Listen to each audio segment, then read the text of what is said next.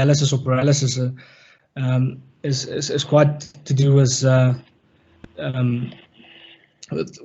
obviously from my experiences from rugby and so been a lot of environments where too little has been done and been a lot of environments where too lot has been done. So hence the title analysis or paralysis. So tonight I'm just going to chat to you about what is performance analysis, what do performance analysts do. Then we're just going to look at what they do during game weeks and how do their game week look like. How do we look at the opposition? How do we analyze opposition?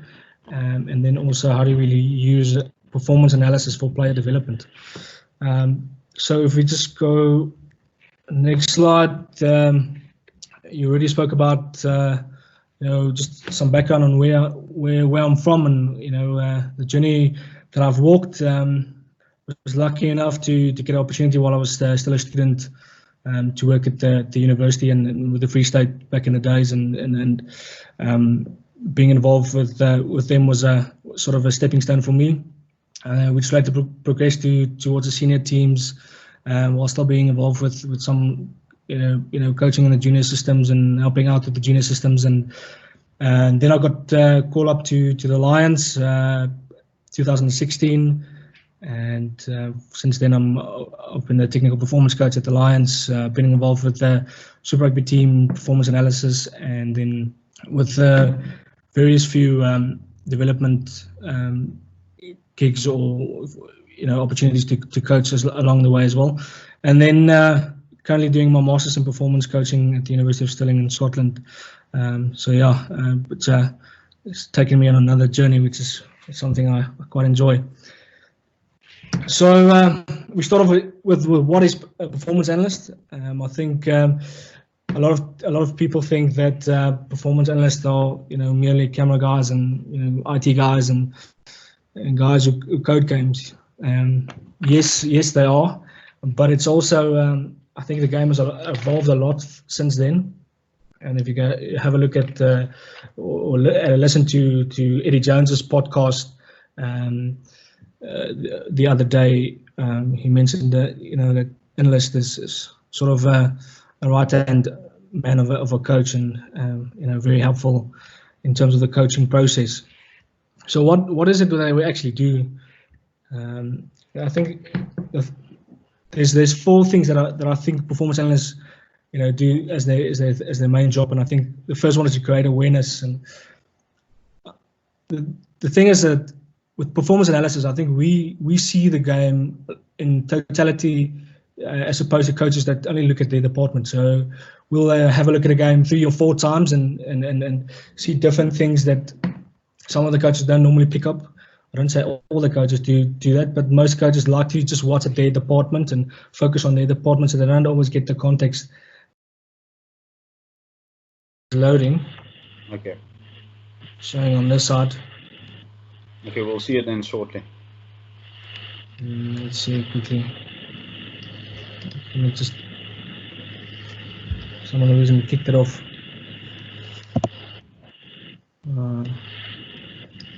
It says failed, upload failed. Go again.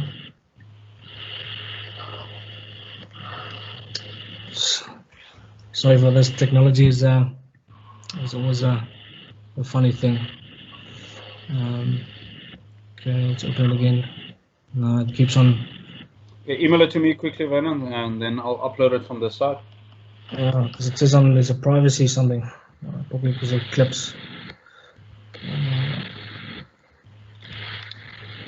Okay, and we translate it quickly.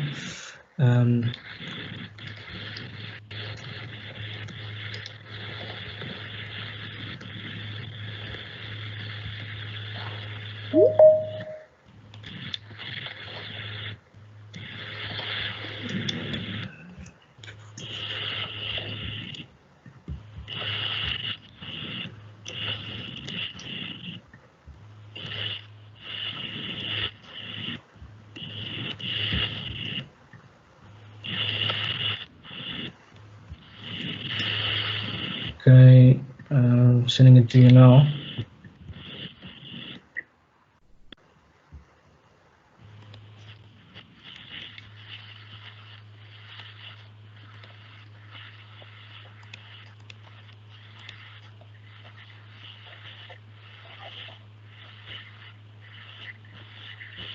It's probably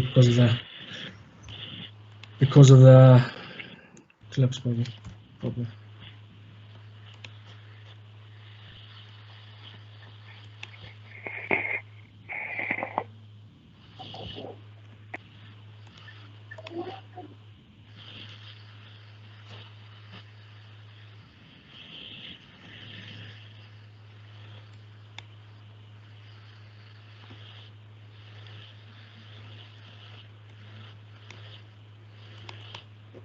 Sending it to you now.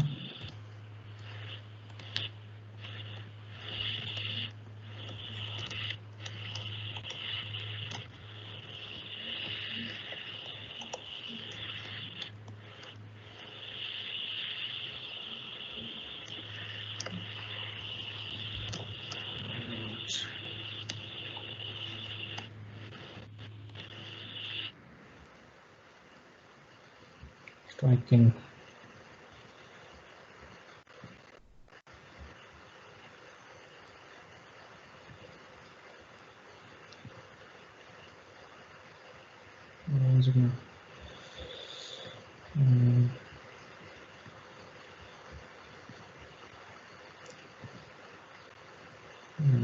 Keep me off.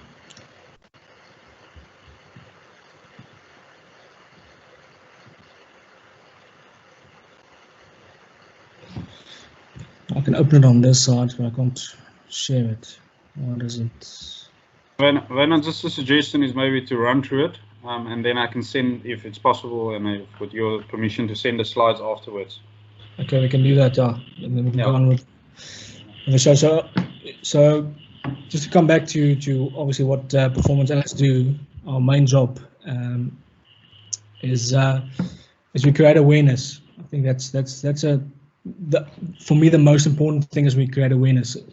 So like I said, we watch a game in totality maybe 3 or 4 times, where coaches just tend to look at their departments. So scrum coach would only look at the scrums, or line out coach would only look at the line outs, the defense coach would only look at the defense. So that's where we come in. So we play sort of devil's advocate, and just even though we agree, it's just good to play devil's advocate, just to create awareness, and it's also important to have your own say in this, to have your own meaning. So I think that is, for me, is also important.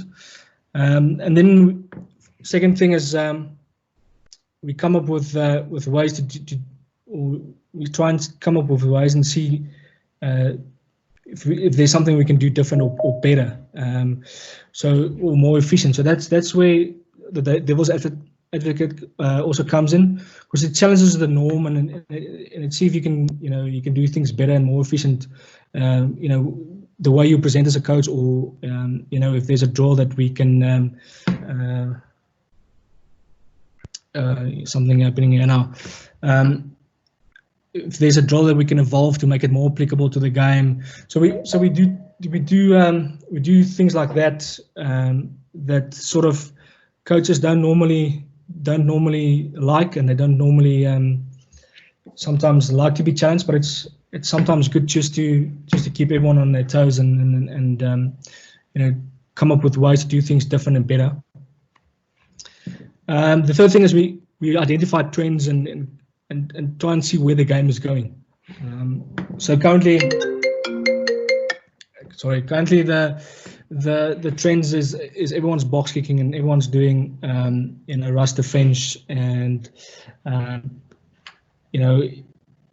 our thing comes in there, where we have to come up with ways to look at that and say, listen, we can come up with ways and trying to counter it in this way, or we can do it that way. And it's also about coming up with your own trend. I think that's also important. I think we tend to focus a lot on what the rest of the world is doing, that we want to copy them. Sometimes it's also important just to come up with your own way of playing, or a different style of playing, or just setting your own trend. And then the last thing is just to make sense of the complexity.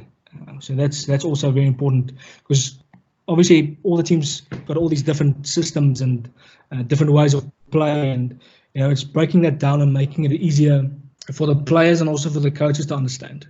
But it's also vital that we make them part of that process and let them have an input in that, because at the end of the day, they're the ones that got to perform on a Saturday. But the thing is with today's youth is that they want short and instant info, and that is and they're visual learners. So you gotta give them short, instant info that's visual and that they can relate to, and it's easier for them to understand. And not to overload them with info, because that's sometimes a thing we do as coaches a lot, is that we want to show them all 15 clips of how they exit in their half, or all 15 clips of 20 clips of one specific line out that they did. That's why it's important to involve them in the process so that they can see it, but then just maybe have one or two clips just to show the team, and that they understand. So obviously the slides is a bit difficult. Put up a slide now of 80-20, and for me this is how we use performance analysis. It comes down to the 80-20 rule, and the 80-20 rule is basically exactly what it says. It's 80% about your game, about your systems, about your team, and 20% about the opposition. And we tend to sometimes do it the other way around. We go 80% opposition, 20% about ourselves. But the thing is if we do 80-20 and we focus a lot on our system, we give the players confidence, because the thing is they see every week how they improve. They see every week the progression the team is making. Where if you focus a lot on the opposition, then the players get the wrong message, so they tend to start doubting themselves, and that's for me the main thing. But I'll come back to 80-20 when we talk about the opposition analysis. Wilbur, did you get those slides? Yeah, I'm trying to upload. I think the reason why we're struggling to upload is the size of the video. So I deleted the videos quickly and see if we can get going on that. So the videos is actually one thing, because obviously we want to show the coaches, but we can add those in at a later stage, or we can just post a link for the guys just to go have a look at the clips. So how do we use performance analysis in a practice design? There's something happening now, and that's where for me it is a big thing is practice design. Because where's the game? What is the game? What does the stats tell us about the game? So if you just that's the one. Thank you. So just on this, so how do we use performance analysis for practice design? So whenever I look at the game, you always look at this, and I actually stole this from Jose Mourinho. I don't know if you guys can see it properly. On my side, it's a bit cut off. But anyway, it's attack at the top, and then just go back to the previous slide, and then defense at the bottom, and then transition between it. And my question to you is basically, is the game structured or unstructured? And how do we use this and the stats to train according to this? So if you go on to the next one, Wilbur. So this is just something that I took from the internet. I'm thinking a lot of you guys will receive something like this after a weekend's game. And what I want to actually just want to chat here is if you look at the, for example, Monas. So let's say, for example, we're Monas here, and we look at our stats here from the game. So what does the stats tell us? And the thing is, for me, whenever I can go and consult at schools and at clubs, I always see teams practicing a lot of line outs and backline moves, and they'll spend the whole Thursday training just based on that. But if you go have a look at the stats, you'll see there's only, if you're Monas, you'll see only there's 9 line-outs and 7 scrums, and most likely from those 9 line-outs, they probably had 6 good attacking balls from it. Exactly the same thing with the scrums. There was maybe 4 or 5 good attacking balls from it. So my question is, do we spend the right amount of time on the stuff that is going to be necessary, or that's going to be important for us to win on a Saturday? So if we spend all our times on scrums and mauls, is that going to win us the game on a Saturday? So just based on these stats, if you look at it, the opposition team made 9 handling errors. They conceded 10 turnovers. Monas had 12 line breaks. Then I'm not talking about the 26 rucks that they had and the 40 carries they had. So that is moments of the game that's unstructured. There's a lot of decision making in. So if we don't use this as a tool to guide our training, then we're just practicing the wrong stuff, and that's not applicable to the game. So for example, let's take the 12 line breaks. So do we practice our attack from line breaks? So what do we do after we made a line break? Do we practice our defense from a line break? So that's just the questions that I have regarding this. So we tend to just do what we've always done, but do we actually use this to benefit our training? So if you go on to the next one, Wilbur. Sorry, I can get it myself here. I see now. So practice design. So what does the stats tell you from your training? So again, taking the example of the line breaks, you're making a lot of line breaks, but you're not converting it into tries. So say for example, you made 12 line breaks, but you only scored 2 tries from it. So then we'll have a look at the stats, and the important thing is you have to link it with video, because stats on a piece of paper without context, without a video, it's just a number on a piece of paper. So you got to link it to video. That's the important thing, is that you got to link it to video. So making 12 line breaks, but you only score 2 tries. So you gotta go have a look at why aren't you converting those line breaks into points. Same with stat like, for example, gain line success. We're not getting gain line success on attack. So what does it mean? So again, it's important to go link it with video and to see that, well, maybe we're not running onto the ball, or we're playing too deep. So sometimes it's not just a stat there, but there's actually a reason behind it. There's a fundamental, or there's a skill behind it that we can train and develop further that can improve that stat. And just to go back to the gain line success one, that's a main thing. A lot of teams see that they're struggling with their rucks on a Saturday, or they're not getting go forward. So what's the first thing they do on a Monday or a Tuesday night practice? They do corpus stomp, or a small-sided, small field contact session, So it's again linking that stats, that data, to video, which is the important thing. And like I said, if you don't link it to video, it's just a number. The second thing is, are you training structured or unstructured? So just to come back to what I mentioned earlier, does your training represent the game? Because there's only if you go have a look at those previous stats, there's only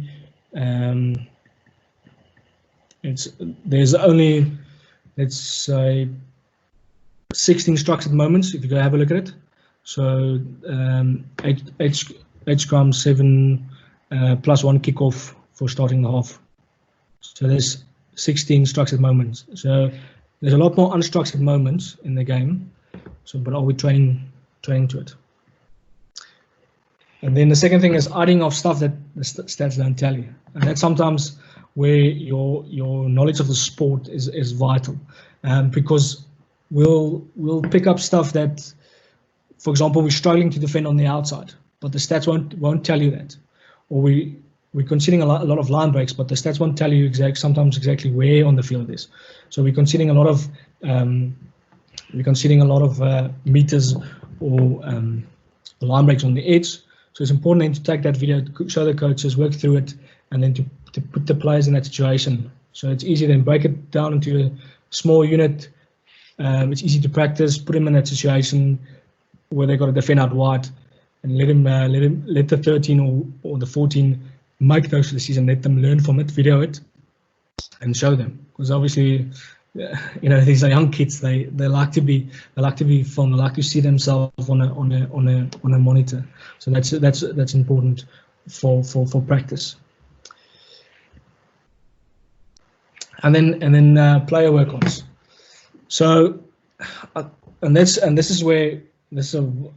get to it later, but this is a big thing for me in terms of development of players, because it's easy to take the normal ball carries, tackles, rucks, and to work on that, and to show them you missed 5 tackles. The player know, they stuffed up on Saturday. They know their stats don't look good, but it's adding of the stuff that the stuff don't, like, the stats don't tell you. So, for example, they're position specific. So in this case, for example, a 9 supporting the lines that he runs on the attack, or the 14 and the 15, and the wingers and the 15, how they communicate the space to the rest of the team, because they're at the back, they can see everything. So it's working on those, what I call off the ball skills, because it's easy to identify the on the ball stuff. It's easy to do that, but it's working on those off the ball stuff that is important. And this is just to confirm that training should be unstructured, because it represents the game. So it's just a nice slide there from Eddie, who's big on that. And then performance analysis, and then how do we use it for game analysis? Again, going back to the 80-20 rule, and this is something that I can't hammer on enough. Is most teams do it the other way around. They go 80% opposition, 20% about themselves. But if we focus on 80% on our game, the guys get confidence in it. But the 20% is also vital, because it's 20% about the opposition, and how do we use that 20% is also incredibly vital. Because during a game, the first 20 minutes of the game, teams tend to size each other up and see whatever they picked up during the week is applicable. So if you can come up with something different in the first 20 minutes of the game, so I put in a few clips here, but I obviously can't show them now. So for example, in the first 20 minutes, your last 5 games, you tend to kick off to the left. Now all of a sudden you decide you're going to kick off into the middle, because you ID'd something that on their kickoff receive that you can exploit. Kicking down the middle, it's a lot more difficult for them to find touch. They might not kick out. You get the opportunity to counter. So it's coming up with something special. So that 20 is one special move, one special thing that you're going to do that you normally don't do. But it's not 80% that. It's only 20%. So with the 80%, you're still going to do your normal system, your normal structure, your normal way of play, your normal DNA, your normal principles. So it's just the 20% is just maybe 1 or 2 things that you want to bring in that's gonna catch the opposition off guard. So opposition analysis, for me, this is a big thing in South Africa. I get a lot of criticism around this, and should it be coach led or player led? And this is for me a major thing, because I feel it should be both, because at the end of the day, players don't always know what to look for. So that's where, you know, coaches come in. If we and the players sit together and we go through the opposition footage and we go through their game and we pick up things, it's easy for us to guide them on terms of what we look at, and they might pick up that we don't even notice. So that's why it's important for me that we can have you know, have a sort of a thing where the coaches and the players are driving us. So, because at the end of the day, coaches coming up with the plans, players should be driving it, because at the end of the day, they're in the driving seat on the Saturday. So that's where I feel it's for me, it's a bit of both. I know a lot of teams is just coach led, and I know, for example, the England team is there's a lot over player led analysis and stuff like that. So that's where I feel we got to work together in this thing. And then in-game analysis, took out a few clips just to show you for an example of stuff that we look at during games. So we're lucky that during the game live we get feed from SuperSport. You know, we can go back 1 second to, you know, something that happened. You know, we can quickly go back 5 seconds, 10 seconds. We can even go back to the first half and look at instances. So this is a great tool for giving feedback. And I took out a great clip here of the England Wales game where the Wales kept on playing same side,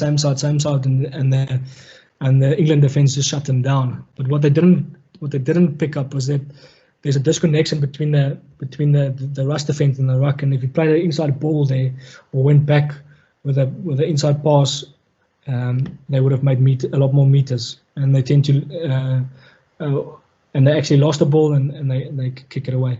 And a lot of teams tend to fall in that trap, because obviously you analyze them and you picked up that the defense is a slow folding defense. So you want to take them wide, or you want to take them same side, and then you get to the game and you see that they actually close that space a lot quicker than what you picked up during the week. And then its ability to adapt, and I think that's where in-game analysis comes in. That you know, it allows you to quickly run down or just get the message on the field and just chat about that.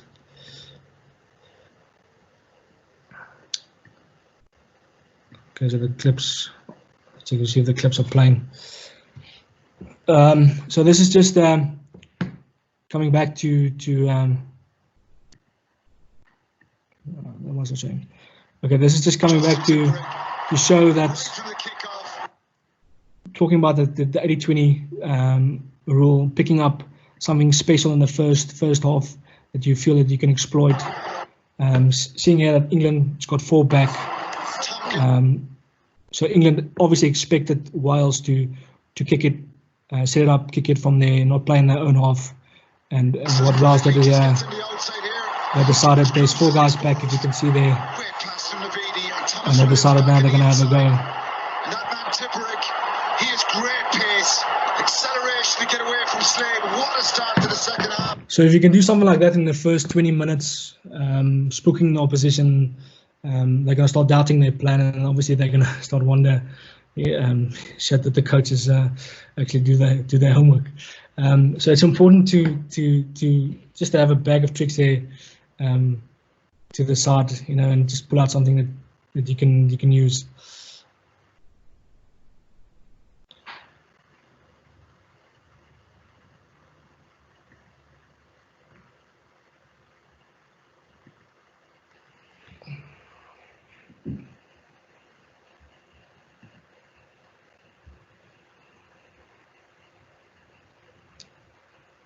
I just want to play it. Let's go on to the next one.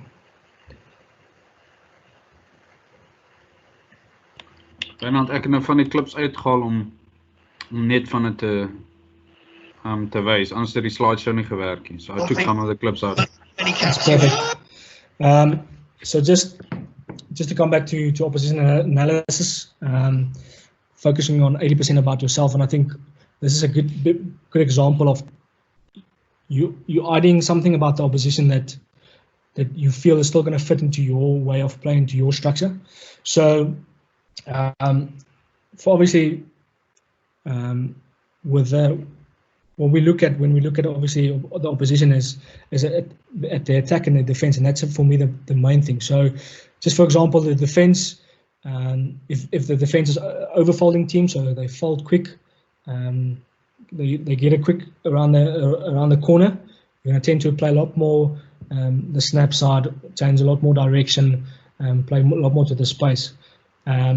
If the defense is a slow folding team, they're lazy to fold, they fold but they're narrow, then you're going to play a lot more same side or wide. And this is just a great example just to show you of this. Why is it not playing now? Worked a moment ago. There's always nerves at the beginning of games like these. So obviously Ireland disrupting that ruck there, making sure those guys on the field goes a long way to on the ground. A big day for the fullbacks on a windy, blustery afternoon. I think if they can set it up there, you know, these guys are slow to fold. They fold, but they're narrow. They're doing a space out of wide. So it's sometimes stuff like that, easy stuff like that makes a big difference in a game. So most teams got in their arsenal. They got a attacking play for same side, or they got a attacking play for change of direction. It's just then linking that to video, and then obviously picking up a common trend, what I talked about earlier, and then obviously just incorporating that, you know, just bring it together and presenting that to the team. I think that's important. The last part, play development, and I think this is for me the most important part of performance analysis. Is we tend to focus a lot more on the opposition, but again, focusing on ourselves and improving ourselves and using performance analysis and video analysis to do that. So for me, you know, make players better learners. For me, today's youth don't watch enough rugby. They rather spend time in the mall or on a Saturday and, you know, play TV games or PlayStation. You're going to call it TV games anymore. But that's where the thing comes in, that you gotta you know, bring these guys into your preview and review process, is to let them watch more and more rugby and make them aware of what you're looking at, so that they can learn, that they can grow, they can watch more rugby. Because at the end of the day, these guys, today's youth is not like we would sit on the couch the whole Saturday and just watch sport the whole day. You know, their priorities are a bit different, and they're visual learners as well. So you gotta make your presentation, your videos, you gotta make it nice and fun with the visual stuff. And coming back to what I mentioned earlier about the player work-ons, and is you gotta let them ideate. You gotta let them work through it. You gotta let them take ownership of it. And the only way you can do that and let them take ownership is that if they start doing their own analysis. So I'll show you a matrix here towards the end that I sort of just created for the guys, just to give themselves a score out of 3. It's a nice color code thing as well. Again, guys are visual, so they like the colors.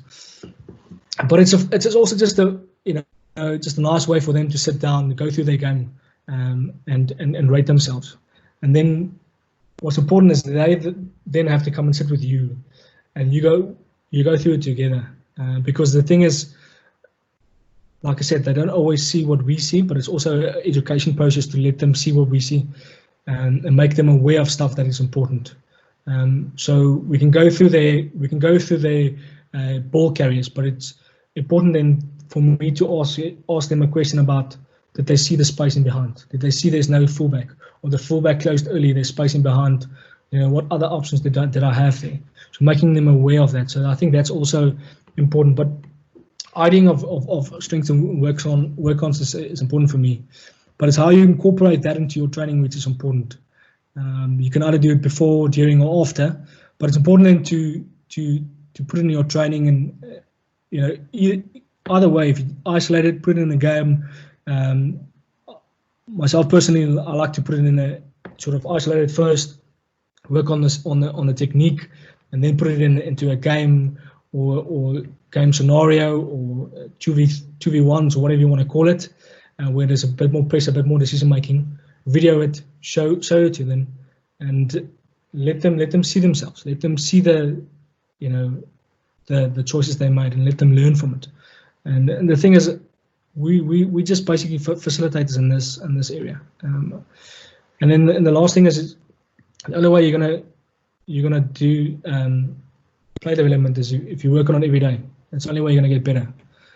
So that's some stuff that you're gonna incorporate into your training every day. And I think that's, I would say, what I've seen from a lot of teams and varsity teams, professional teams, is that this is an area that gets neglected a lot. And I think this is where performance analysis can play a massive role in upskilling players. And there's just the matrix. So the passing, breakdown, tackling skills, evasion skills, those are easy stuff. The position specific stuff is a bit more complex for them, but it's also asking them about those all-field skills, like I mentioned. Communicating off space, how was my supporting lines, all that type of things. And then the last thing is that it doesn't matter how many resources you have. If you don't know how to use them, it will never be enough. So make the most out of it. And yeah, like I said, if you don't know how to use it, then we're wasting it. But I think it's a valuable tool that every level can use.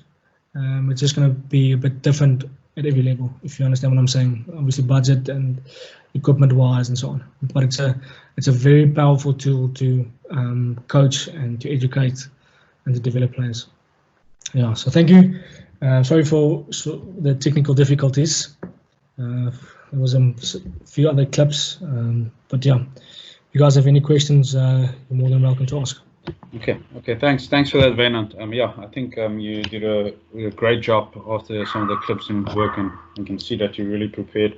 So I'm going to start off. I've received 2 or 3 questions, and I'm going to start off with just to give a framework, and then we're going to lead into France's question about the video session. So mine is, what does a typical week look like in a performance analyst in your field? How does a typical week look like? Let's start with a game. You play a game on a Saturday. Let's start with that Friday prior to the game. What do you do, and then lead up to the next game? So Friday, obviously the team is busy with captains and stuff like that, so you can't do much. So then most of those time I spend already preparing the stuff for the coming week, for the next week. So always working a week ahead is always vital. And then sitting with the coaches already, sort of coming up with a plan on a Friday already, before the game, because obviously the guys are done, they've gone home. It's a nice time then to quickly go through. Say this weekend we're playing Stormers, next weekend we're playing Bulls. Then it's a lot easier to work on the Bull stuff and get that out of the way. Then that Saturday is the game, Sunday the guys do their own individual stuff, and Monday it's team stuff, review, and then you're prepared for Tuesday morning when you start with opposition stuff. So then it's easy. And then Wednesdays guys are off. Thursdays there might be 1 or 2 things. It will be, like I said, maybe player stuff, one-on-one stuff that they want to work on, they want to improve, and then that's a typical week.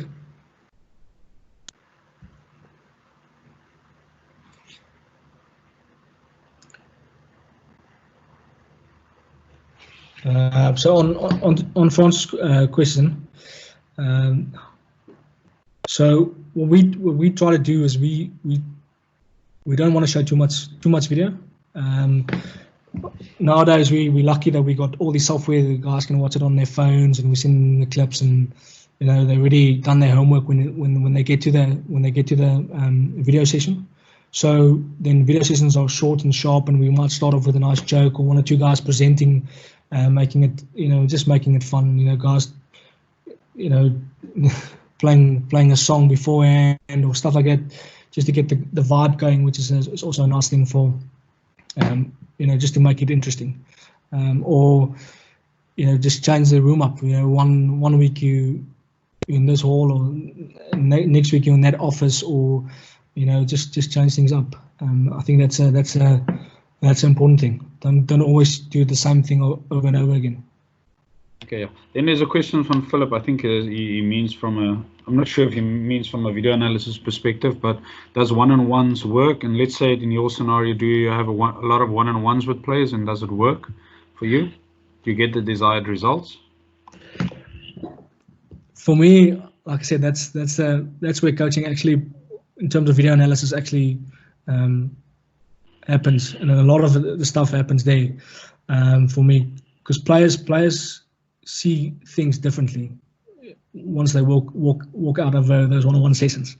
Like I said, because they only focus on their games. They only focus on, did I carry enough? Did I tackle enough? Did I get enough rucks? But they don't see the other stuff. They don't see the off-the-ball stuff. So if you can make them aware in one-on-ones, through the one-on-ones, and identify stuff that they can work on during training or during games, just to show you example. Sylvian Mahuza was a guy that he used to sit with me every week. He wasn't one of the best defenders, but we worked every week on just going through his tackling clips, for example, and defensive clips, and just was his positioning right? Could he have closed in the gate earlier? How was his technique? And we worked on a few stuff. And he's a player that improved dramatically, and he's playing in France now. So for me, it does work. Another example is a guy like Krapi Mone van den Berg, who's playing scrum off the bench now.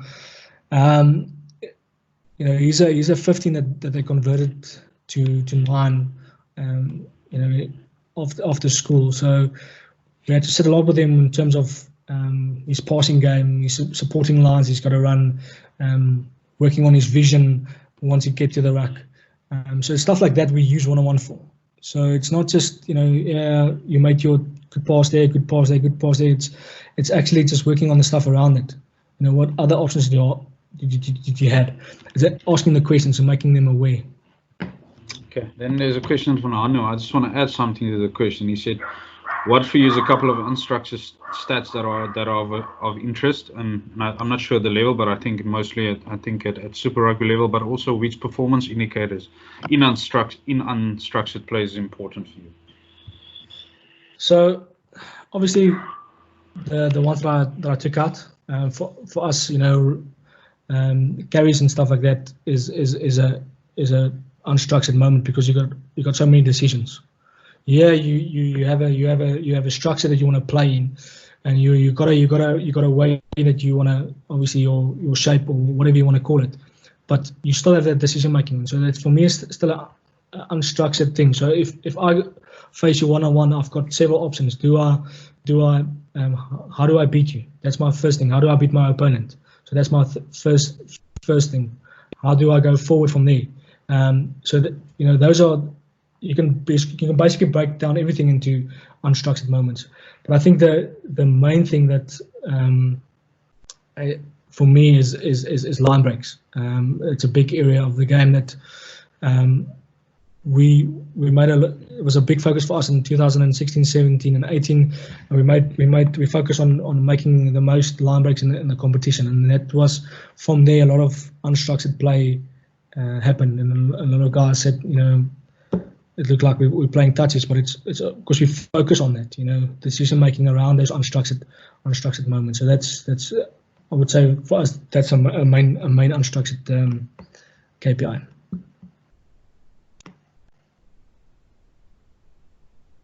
What was the second question? Sorry. So I've got a question here from Warren Abrams. He's the current assistant coach of the American ladies team. So he struggled to post it on the group now. He's got 3 questions. What is the best stuff you're noticing in the 20% that's making you better?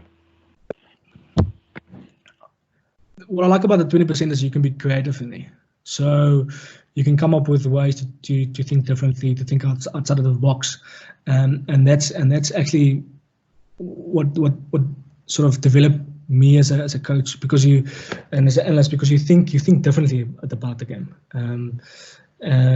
So being creative, I think, is the first thing that comes to mind, and then and then obviously the second thing is how you're going to relay that message to the players, because sometimes you come up with bizarre ideas and you gotta be a salesperson. You gotta sell that message, and how you transfer that knowledge and the detail around that is also important. So I think that those are, for me, the two vital things in terms of the 20%.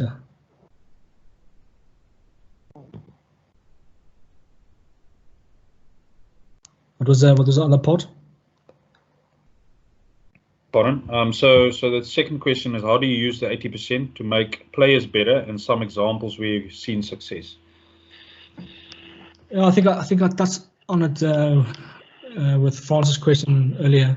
Is obviously you work a lot with players in terms of the 80%, and around our game and around their development, and it's also then focusing on doing your detail in that 80%, because a lot of the time we focus on the 80% in its whole, but we don't focus on the key compartments in that 80%. So if you focus on the fundamentals in your attack, focus on the fundamentals in your defense, focus on the fundamentals in your kicking game or whatever, then you're going to be successful. Then you're going to do your 80% properly. I think we just focus on the structure and not about the principles and doing those principles well. Okay, so Warren's got a last question: is, are you an analyst or an assistant coach? I think you're a bit of both. You obviously do a lot of the video stuff, but you're also assisting coaches in terms of identifying things, challenging them, working on 1 or 2 things with the team. So I think you're a bit of both, and I think if analyst is not a coach, I don't want to say it like that, then I think they're not going to do the work properly. So it sounds like a bit weird, but because you got to challenge and you got to think outside the box and you got to do things differently and you got to have an understanding of the game. And I think that's the important thing. Is if you don't have that understanding, then you're just a video guy. Then you're just filming practice and you putting it on laptops and copying and pasting, and then you're just a clip cutter. But if you want to have a environment, I think that flourishes is you got to challenge, you got to create awareness, you got to create learners. So you're teaching at the end of the day. Okay, thanks for that.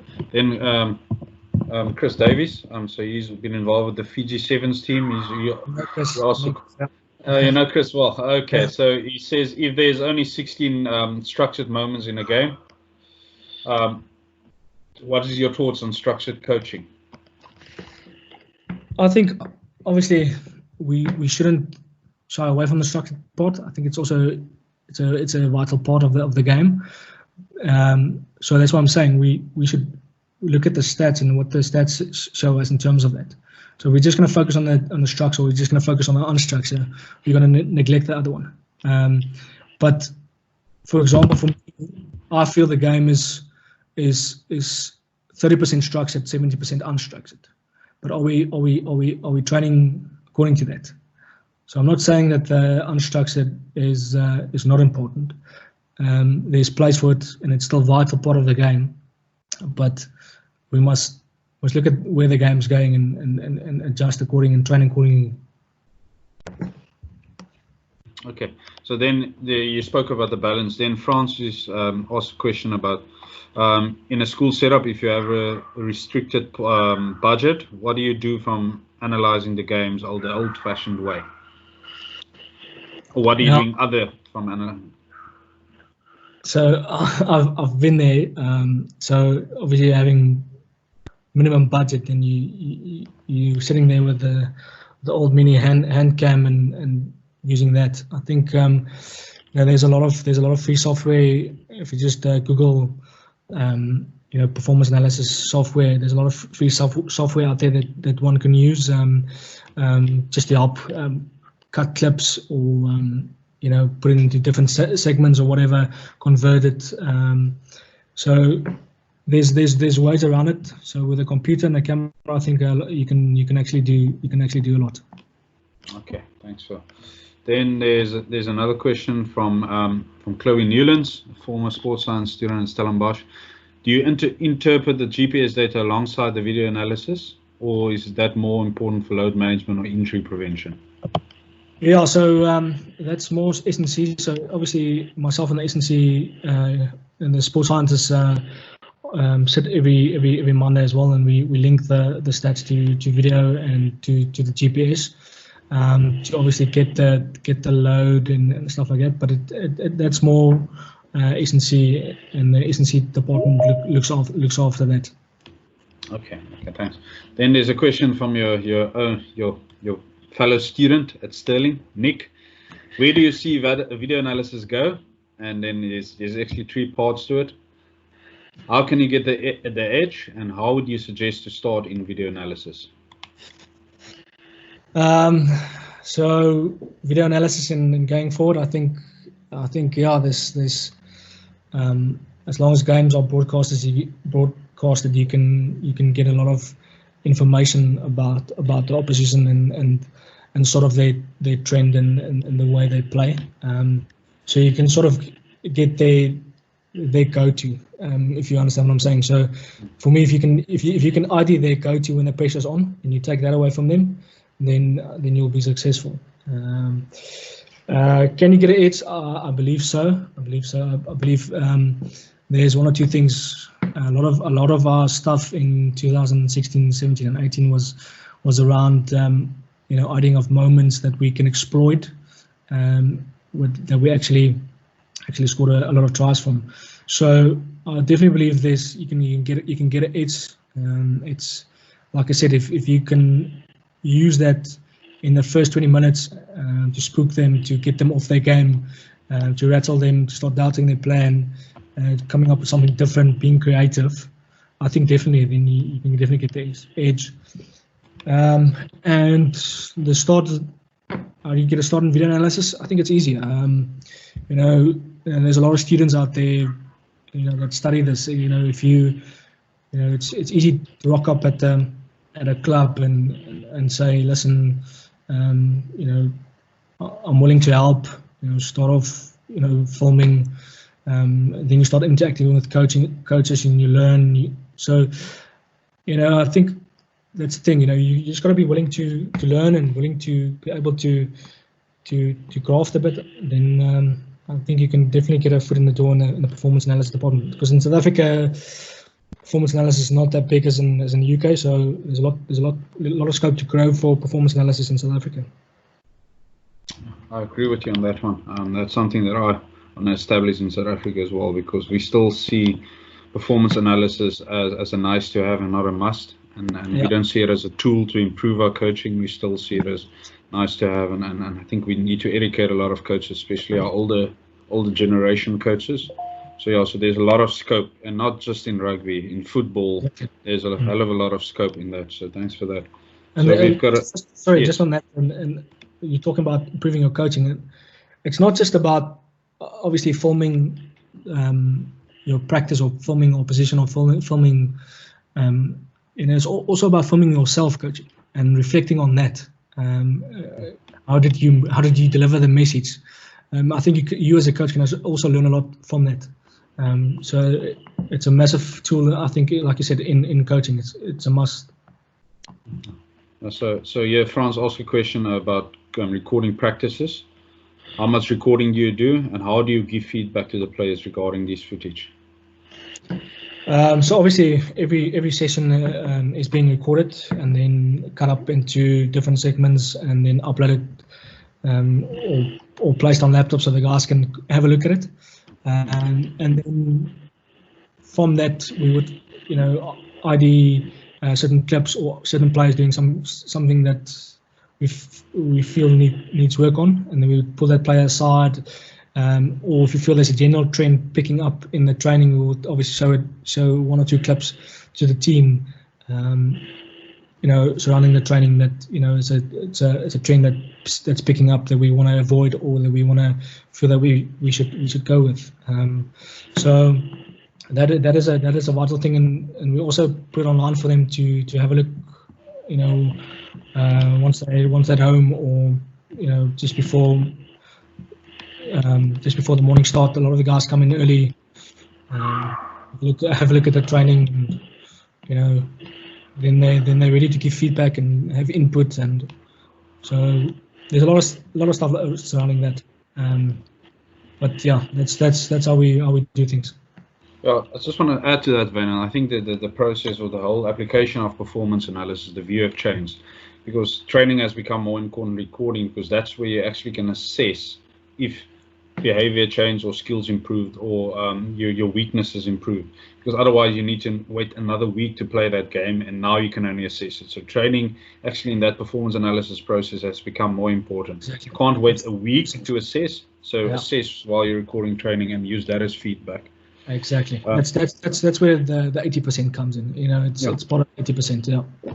Yeah. So so I've got two questions, and the one is, firstly, how long is your, let's say you have a sit-down video session in a lecture hall type of setup, how long is it typically?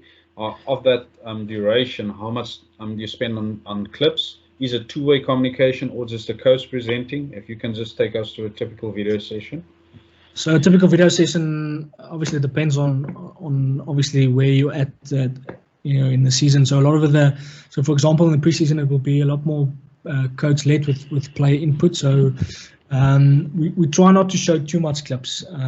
We try to limit it to 8 clips at the most, with player interactions or players presenting 1 or 2 clips, giving their input, and making it an open discussion. Because if you obviously having a discussion about it and you have 50 clips, it's going to take you a while. So one or two clips you feel that's going to be highlighting what you want to achieve over the weekend, and then let players present it. So we change it. We'll change it up. Let players present 1 week. So then we'll go. The Lucius will present the defensive stuff, and the poppies, maybe we will present the attacking stuff, just to make things interesting. And then obviously guys have a lot of questions and they interact. So it's still a challenge. A lot of coaches tend to, we want to give so much info, we don't want to miss anything, and then we tend to go on too long. And that's sometimes where we as analysts must come in and sort of just say, listen, 3 clips, 15 minutes, and then you're done, then you're out of here. So that's where you also got to challenge the coaches in terms of that, and just creating that awareness. Yeah, and I think this lockdown has taught us a lot of skills on how to use technology to coach, to teach, yeah, and to transfer information effectively. And I think this is the way to go. And I think a lot of clubs make use of WhatsApp groups, and I think use that groups more effectively for video feedback. Then you don't need to spend 30 minutes out of a session in a room and watch a video. So I think coaches should use that effectively. And then Alex asked, how do you upskill yourself? And I think you touch on one of that points by you furthering your studies again. But do you focus on performance analysis software all the time, or any other part of coaching? So for me, it's intertwined. So you can't do the one without the other. So we're not just analysts, and we're not just coaches. So sorry. So you gotta do a bit of both. Obviously, the masters I'm currently doing on performance coaching has got a performance analysis part to it, and we do performance analysis. And I've got a Skype call tomorrow with Bristol Bears in the English Premiership. I've got a chat with their head analyst. So obviously it's also chatting and sharing info and just learning from each other is also vital. I like the part where you say to learn from other people, and I think that's something that we neglect in South Africa. We keep everything to ourselves, and that we need to improve definitely. Wynand, thanks a lot. Thanks a lot for your time, and we really appreciate you come and share your knowledge. And I'm sorry about the technology that dropped us and the clips. I think, so and next week, so that's the end of our 5th webinar. So as I told, we're not that professional. We low key. We try to put a bit of structure to it. So next week we quite privileged to have Aiden Groepies, who's the skills coach of the Bulls. He's going to come and share how to coach skills now. So looking from a development perspective and how to progress within skills. And then next week, the week after that, on the 8th of May, we have a rugby science forum. Then we can email us for more information. And again, if you need any assistance with regards to software and training with performance analysis, just drop me a mail and we can take it from there. But Wynand, thanks a lot for coming out again, and good luck with your season. Hopefully you guys get back on the field soon. But yeah, stay safe and look after yourself and your family. And guys, thanks a lot for listening. Keep well and look after yourself. Okay, thanks guys. If the guys have any questions and they want to get in touch, I don't know if my email was visible on that invitation you sent. They can drop me an email anytime. So they're welcome to. I'll share. What I'll do is I'll share the slides, and then I'll share the link to the video. And then I'll also share your email address, and they're more than welcome to contact you. Thanks a lot. Thanks a lot, Wynand. Keep well. Bye-bye.